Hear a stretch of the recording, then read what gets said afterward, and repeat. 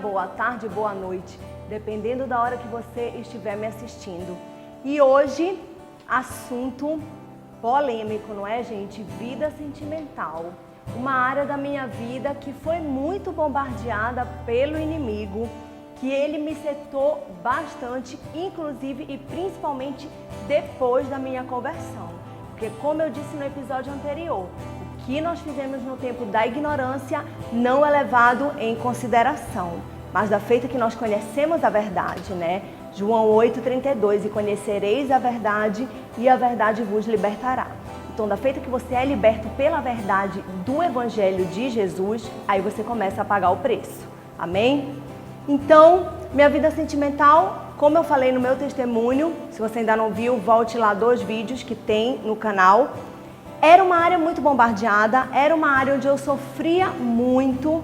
Por quê? Porque eu não conhecia a verdade. Mas em contrapartida, eu tinha um casamento sólido dos meus pais dentro da minha casa.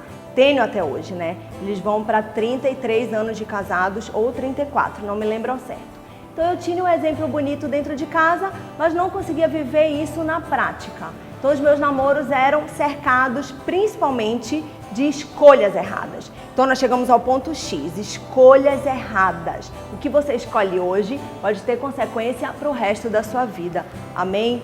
Então eu escolhi errado, escolhia homens muitas vezes mais novos do que eu, sem emprego. Tudo isso mudou hoje na minha visão. Então se eu tenho um padrão social A, eu não posso me casar com o padrão social C, nada contra. Acho até que o casal pode crescer junto, porém são diferenças sociais que lá na frente vão desencadear problemas, amém, amados? É inevitável isso. E escolhia muitas vezes moleques, né? Porque você sabe que moleque vem daquele demônio que eu falei da tatuagem, o Moloque. Então é uma expressão a um demônio. Então moleques, meninos, como eu vou dizer, imaturos. Alguns de nível econômico até elevado, porém também sofria com esses. Até judeu ortodoxo eu namorei, para vocês verem quanto eu estava, né, sem foco na minha vida sentimental. Então, começou aí, gente, sofrimento, questionamentos, não me sentia completa, ficava muito triste, entendeu? Queria um homem de Deus já para minha vida, principalmente depois de convertida, porém eu não conseguia convertê-los porque eu não era exemplo. Eu até falei nas minhas redes sociais isso. Quando Jesus falou, aquele que não tem pecado, atire a primeira pedra, ele não estava indo contra a lei de Moisés, mas ele estava sim declarando que a lei só vale se quem for apedrejar não tiver pecado. Amém? Então aquele que não tem pecado, atire a primeira pedra. Você só pode julgar, você só é apto a ser juiz se você tiver uma vida irrevogável, uma vida irrepreensível. Como Paulo fala também na Bíblia, né? Sejam irrepreensíveis, vocês que fazem a obra, vocês que têm o título de obreiros, de diáconos, de pastores, sejam irrepreensíveis. Não significa que nós não iremos errar, porém nós temos que ser exemplo. Amém? Então, eu tenho alguns respaldos bíblicos para dar para vocês sobre o casamento. Jesus, ele não fala do namoro na Bíblia, né? A Bíblia não fala. A Bíblia em si não fala de namoro, mas fala do casamento, né? Que deixará o homem, pai e mãe, se unirá à sua mulher, sendo uma só carne. Então, Jesus, a Bíblia, Deus já se referem ao casamento. Entendeu? Então, subentende-se que o namoro é um tempo de escolha, um tempo, não é test drive, não é logo para experimentar e morar junto. Isso é ser amasiado, isso é ser amigado, também traz consequências terríveis para o relacionamento. Tanto que eu conversei com várias pessoas amigadas e, gente, a maioria tende à depressão. Porque é uma coisa que dentro de nós não está esclarecida. Porque nós fomos criados para o casamento. Deus criou Adão e Eva, né? Deus disse, vamos para a Bíblia, que a Bíblia sempre fala a verdade. Gênesis 2,18. Não é bom que o homem esteja só, far-lhe-ei uma ajudadora idônea para ele. Então Deus olhou o homem ali, Adão já no Éden, já no paraíso, solitário, entristecido, e Deus mesmo disse, não é bom. Logo, nós mulheres somos uma coisa ótima, Porque se não é bom que o homem esteja só, e daí ele criou a mulher, nós somos Mara, né, amadas? Nós somos tudo de bom. E ele continua também em Gênesis, né, o mesmo capítulo 2, mas lá nos versos 21 a 25. Então o Senhor Deus fez cair um sono pesado sobre Adão, e este adormeceu e tomou uma das suas costelas e cerrou a carne em seu lugar. Gente, Deus, ele é maravilhoso, né? Ele faz o que ele quer. Se ele quiser pegar uma costela nossa e transformar em alguma coisa, ele tem poder para isso. Amém? Da costela que o Senhor Deus tomou do homem, formou uma mulher e trouxe-a a Adão. E aí o Adão disse, né? Esta agora é osso dos meus ossos e carne da minha carne. Será chamada mulher, porquanto do homem foi tomada. Então olha só o plano de Deus aí. O homem, ele nasce de mulher, né? Mas nós mulheres nascemos de um homem, do poder de Deus através de um homem. Para você ver a relação aí, Deus ele estava associando o homem e a mulher juntos desde o Éden, amém? E portanto deixará o homem pai e mãe e apegar-se-á à sua mulher, e serão ambos uma só carne. Gente, gravem isso, uma só carne. Isso é tudo nesse episódio, amém? E ambos estavam nus, o homem e a sua mulher, e não se envergonhavam. Por que não se envergonhavam? Porque ali Deus instituiu o primeiro casamento da Bíblia, né? Uma instituição perpétua, eterna, não descartável, como estão os relacionamentos hoje, amém? E aí ele fala em Hebreus também, né? Olha só a honra que ele dá para o matrimônio e o casamento. Honrado seja entre todos o matrimônio e o leito sem mácula, ou seja, sem perversão. A perversão sexual, ela também é pecado. E qual vai ser o seu termômetro se você já está num casamento santo, abençoado por Deus? O termômetro é o Espírito Santo. A Bíblia não fala de certas questões sexuais específicas, como sexo oral, como a própria masturbação, mas Deus ele deixa, né, subentendido o que ele quer para o casamento, que é uma só carne, com concessão mútua, ou seja, de ambas as partes, homem e mulher. Claro que tem coisas que estão subentendidas que são pecado sim, porque não foram criadas para isso, como por exemplo o sexo anal, né? Então o resto vai ser o que o Espírito Santo tocar no casal. Se o Espírito Santo incomodar, aí você já sabe que é hora de não fazer, amém? E continuando aqui, né? Pois aos devassos e adúlteros, olha só, Deus julgará. Então o que é a devassidão? Como eu já falei, é onde o Espírito Santo incomoda para não fazer e você vai lá e faz. Amém? Deus não criou um Adão e duas Evas, nem dois Adões. Deus criou Adão e Eva. Deus não criou o sexo sozinho, que é a masturbação. A masturbação é uma forma de rebelião. Você estará testando que não quer esperar pelo cônjuge para ter prazer ali no casamento como Deus instituiu. Logo, você estará se equiparando à rebelião de Lúcifer. Porque tudo aconteceu nos céus por causa da rebeldia daquele anjo. Quando você pratica a masturbação, você também está testando uma rebeldia. E isso entristece e muito o coração de Deus, amados. Marcos 10, versículos 6 a 9. Porém, desde o princípio da criação, Deus fez o macho e fêmea. Não machos, dois machos e duas fêmeas. Não vem dizer que a Bíblia não fala que lesbianismo é pecado, que homossexualismo é pecado, que é sim, é abominação aos olhos do Senhor. Agora, nós temos livre-arbítrio. Se você quiser continuar praticando, você tem que saber que se morrer hoje ou amanhã, ou daqui a um tempo fazendo esse tipo de pecado, seu destino será lago de fogo e enxofre e inferno. Estou continuando Marcos 10. Por isso o homem deixará o seu pai e a sua mãe e unir-se à sua mulher. Veja que está batendo, né, lá com o primeiro capítulo que eu falei para vocês. E serão os dois uma só carne, e assim não serão dois, mas serão uma só carne. Gente, eu estou solteira há 3 anos, desde que eu me converti. E eu vou confessar uma coisa aqui para vocês. O meu medo de errar na minha escolha de um cônjuge é muito maior do que o meu medo de ficar sozinha.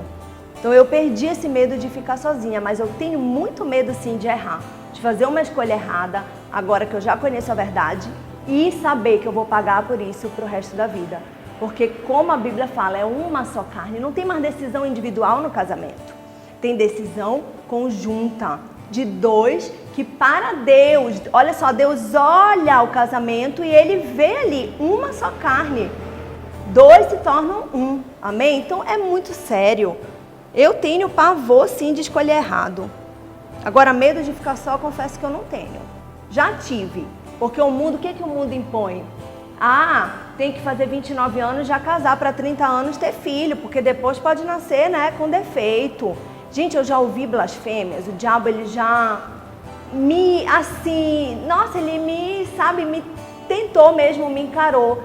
Pessoas do meu trabalho falando, 30 anos, ainda não casou, ainda não teve filho, melhor seria que tu fosses mãe solteira.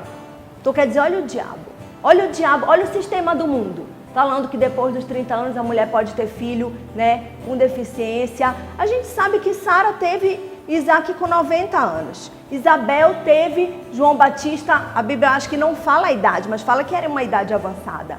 Várias mulheres da Bíblia deram à luz em idade avançada, porque para Deus nada é impossível e tudo que Deus faz é perfeito. Ele é justo, ele nunca vai ficar devendo nada para ninguém. Portanto, se ele te abençoou aos 40 anos com o casamento e você ainda não teve filho, ele vai te dar um filho perfeito, porque ele é maravilhoso. Tudo que vem dele é bom, perfeito e agradável. Então não se corrompa com o sistema do mundo. Eu passei a tapar os meus ouvidos para o mundo e abrir os meus ouvidos e os meus olhos para Deus, para as coisas do alto. E Deus, ele não te põe pressão. Pelo contrário, ele demora mais para te dar sim, mas ele capricha, porque ele sabe que ali, quando você queria, na ansiedade, você não tinha maturidade, você poderia perder a bênção, amém? Então, eu tenho certeza que Deus vai me dar o melhor, assim como vai dar para todos vocês que estão esperando nele. E se você não está esperando nele, nunca é tarde para ajeitar os caminhos, amém? Deus, ele está sempre de braços abertos para um pecador arrependido. O importante é você saber o que entristece o coração de Deus, para assim não fazer, né? E vamos continuar aqui, gente. Eu peguei vários versículos bíblicos para falar para vocês. Terminando Marcos 10. Portanto, o que Deus ajuntou, não separe o homem. Então, o que Deus estabeleceu. O que é casamento para Deus, gente? É penetração. Houve a penetração sexual, Deus, tá tendo um casamento lá na terra. Então, nós temos que ter muito cuidado. Porque se você já teve inúmeras penetrações com parceiros diferentes, para Deus você está casada, você casou várias vezes no mundo espiritual. E o sexo é uma transferência de espíritos. Então você vai estar adquirindo demônios ali. Por isso que dizem, né, até a pastora Sara Shiva fala que as prostitutas, elas são aeroporto de demônios. Porque elas têm várias transferências. Para Deus elas estão casando ali, muitas vezes casando com homens casados, você imagina. Então, o que Deus ajuntou, não separe o homem. Não tente o homem, não tente o príncipe deste mundo. Não tente o diabo também separar. Porque se você está verdadeiramente em Cristo, você vai superar os obstáculos. Você que está passando por crise, talvez até tenha sido traído, traída. Ore a Deus. Porque o adultério é pecado, sim, mas Jesus veio. Ele disse, eu não vim para os sãos, mas para chamar os pecadores ao arrependimento. Então, Deus, ele sempre te convida a se arrepender, meu amado e minha amada, e começar uma nova vida. E o perdão, ele liberta. Eu não sei como está a sua vida, não sei o que lhe fizeram, mas perdoe, porque o perdão é a libertação da alma, amém? É a paz para a alma. Então vamos para 1 Coríntios 6,18. Fugir da fornicação. O que é a fornicação? É a prostituição, o sexo sem ser no casamento. Namoro com sexo, sem estar casado, também é considerado fornicação, amém? Todo pecado que o homem comete é fora do corpo, mas o que fornica, peca contra o seu próprio corpo. Isso está em 1 Coríntios 6,18. Então você vai estar fazendo mal para o seu próprio corpo. Gente, eu fiz muitas alianças erradas, muitas. E quando eu me batizei nas águas, Deus, ele me levou ao meu quarto, trancada, e ele me levou ao arrependimento de um por um que eu tive relacionamentos, né? Como se ele estivesse me falando, filha, você precisa encerrar essa página. Você precisa viver uma nova vida comigo. E para isso precisa arrependimento. E eu fiz, amados. Obedeci mais uma vez. Eu acho que se eu cheguei até aqui, foi pela minha obediência. Não porque foi fácil. Foi muito difícil renunciar a isso. Eu tinha 27 anos, entendeu? Era nova. Não me considero uma pessoa feia, mas eu tenho certeza que o que Deus tem para mim é muito maior do que aquelas aventuras do mundo. Então seja obediente, Deus ele vai te dar o melhor, ele é maravilhoso. Amém? Romanos 1:26. Pelo que Deus os abandonou às paixões infames, porque até as suas mulheres mudaram o uso natural, no contrário à natureza. Amém? E semelhantemente também os varões, deixando o uso natural da mulher, se inflamaram em sua sensualidade, uns para com os outros. Olha só como ele fala do homossexualismo aí. Varão com varão, cometendo torpeza e recebendo em si mesmos a recompensa que convinha ao seu erro. Então, cada um vai ser julgado conforme as suas atitudes, conforme as suas escolhas. Tenha temor a Deus. Você vai pagar, e muitas vezes não é aqui na terra, mas é, sabe, num lugar onde vai ter choro perpétuo e ranger de dentes, gente, que é o inferno. Eu falo muito para Deus, olha, Senhor, me leva a me arrepender todo dia, porque eu não quero ir para o inferno.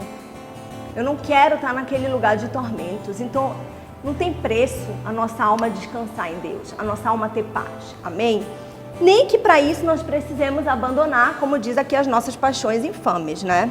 E como eles não se importaram de ter conhecimento de Deus, assim Deus os entregou a um sentimento perverso para fazerem coisas que não convêm. Deus está falando do homossexualismo aí, gente, tá? No livro de Romanos. Estando cheios de toda iniquidade, prostituição, malícia, avareza, maldade, cheios de inveja, né? Não é de praxe, toda regra tem sua exceção, mas a maioria das pessoas que estão no homossexualismo tem esse sentimento feio, que é a inveja. Porque já estão herdando espiritualmente de Lúcifer, né? Porque Lúcifer invejou a Deus, ele que começou com esse sentimento. Foi o primeiro, só que ele é espírito, ele nunca foi carne. Foi o primeiro espírito a ter esse tipo de sentimento, amados. Inveja, né? Homicídio, contenda, engano, malignidade. Sendo murmuradores, detratores, aborrecedores de Deus, injuriadores, soberbos, presunçosos, inventores de males, desobedientes aos pais e às mães. Nécios, né? Nécios quer dizer louco. Infiéis nos contratos, sem afeição natural, irreconciliáveis, sem misericórdia. Meu Deus, perder a misericórdia de Deus é a pior coisa que nós podemos cometer na nossa vida aqui na terra. Os quais, conhecendo a justiça de Deus, não somente as fazem, mas também consentem aos que as fazem. Romanos 1:26-32, um versículo polêmico aí, né? Um versículo que mexe mesmo lá no fundo. E para terminar, 1 Coríntios 6, versículos 9-10. Não sabeis que os injustos não hão de herdar o reino de Deus? Não erreis, nem os devassos, nem os idólatras, nem os adúlteros, nem os efeminados, os homossexuais, nem os sodomitas, os devassos, né? Aí volta a falar dos devassos, pessoal de Sodoma e Gomorra, aquela terra de prostituição que o Senhor devastou lá no Velho Testamento. Nem os ladrões, nem os avarentos, nem os bêbados, nem os maldizentes, nem os roubadores herdarão o reino de Deus. A Bíblia diz, né? Onde está o teu tesouro é onde está o teu coração. Então nós temos que guardar, porque o nosso coração é a nossa alma, é onde estão todas as nossas emoções. É por isso que o diabo ataca muito na área sentimental, porque ele sabe que tem relação com as emoções. E se nós não estivermos com as nossas emoções conectadas a Cristo Jesus, então é muito fácil do inimigo entrar nessa área e devastar. E nós temos aí as consequências, né? Suicídios, depressão, mulheres hoje em dia que não se valorizam, homens também. Então, gente, eu entendi isso na idade de 27 anos. Hoje eu escolhi esperar, mas vocês nunca me viram levantando bandeira, porque isso está implícito dentro de mim. Eu vou esperar o homem que Deus quer para a minha vida, para ter uma vida plena, como Adão e Eva tiveram até que comeram daquela árvore, né, do conhecimento do bem e do mal, e aí tivemos a abertura do pecado no mundo. Mas Deus fez o casamento como uma instituição perfeita. E mais uma coisa, o que vale para Deus? Ali no Éden não teve nenhum papel, nenhuma cerimônia, porque eles estavam ligados diretamente a Deus. Porém, gente, o que vale para Deus hoje aqui na Terra é o casamento civil. Então, o casamento no religioso, que é na igreja, ele é a confirmação do voto que você fez lá no civil. Deus, ele é tão justo, ele é tão fiel, ele não se mete nas invenções do homem. Então, se o homem inventou uma cerimônia civil, onde você assina, onde você adquire o sobrenome, daquele cônjuge, né? No caso, nós mulheres adquirimos o sobrenome do nosso marido. Então ele não anula isso, para ele é o que vale. Deus, ele é justo. Deus, ele criou o homem à imagem e semelhança dele, então ele não vai se meter no que o homem cria. Se o homem estabeleceu que seria essa instituição, para ele é o que vale. Portanto, para você que está amasiado, mora junto, mas não é casado, namora, tem sexo fora de um contexto de casamento, case. A Bíblia também fala que é melhor casar do que abrasar.